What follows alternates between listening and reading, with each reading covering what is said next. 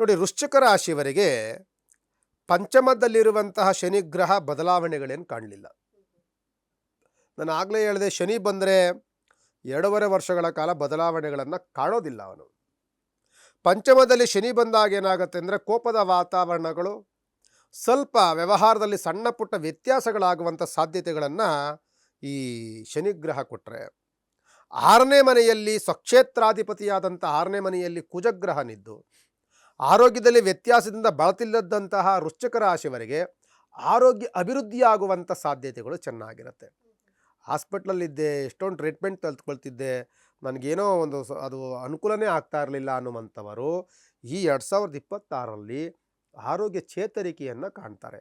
ಅದು 6ನೇ ಮನೆಯಲ್ಲಿರುವಂಥ ಕುಜಗ್ರಹರ ಯೋಗ ಫಲದಲ್ಲಿ ಸಿಗುತ್ತೆ.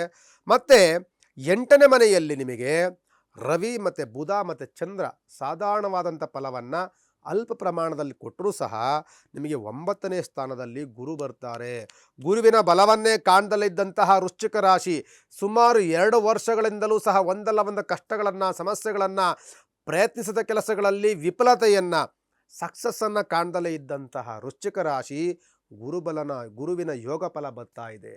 ಗುರುವಿನ ಯೋಗ ಫಲ ಸಿಕ್ತಿರುವಂಥದ್ದು 2026ರಲ್ಲಿ ಅವರಿಗೆ. ಹ್ಮ್ ಹ್ಮ್ ಹ್ಮ್ ಹ್ಮ್ ಆದ್ದರಿಂದ ಅದರಲ್ಲೂ ಸಹ ವರ್ಷದ ಅರ್ಧ ಭಾಗ ಆದ ನಂತರದಲ್ಲಿ, ಅಂದರೆ ಮೇ ಜೂನ್ ಕಳೆದ ಮೇಲಂತೂ ವೃಶ್ಚಿಕ ರಾಶಿವರೆಗೆ ಉತ್ತಮವಾದಂತಹ ಯೋಗ ಫಲ, ಗುರುವಿನ ಬಲ ಬರುತ್ತೆ, ಶುಕ್ರನ ಯೋಗ ಫಲ ಸಿಗುತ್ತೆ, ಒಂದಲ್ಲ ಒಂದು ಕುಜನ ಯೋಗ ಫಲ ಸಿಗುತ್ತೆ.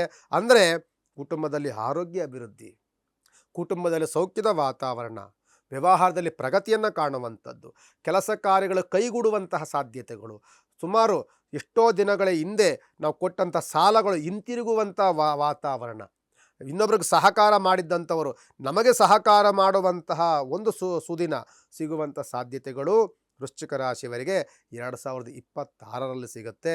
ಒಂದು ರೀತಿಯಾದಂತಹ ಅಯ್ಯೋ ಎಷ್ಟೊಂದು ಕಷ್ಟವನ್ನು ಪಟ್ಟನಪ್ಪ, ಎಷ್ಟೆಷ್ಟೋ ಅವಮಾನಗಳನ್ನು ಅನುಭವಿಸ್ತೆ ಅನ್ನುವಂಥವರು ಒಂದು ರೀತಿಯಾದಂಥ ಸಮಾಧಾನಕರವಾದಂತಹ ವಾತಾವರಣ ಖಂಡಿತವಾಗಿ ಸಿಗುತ್ತೆ.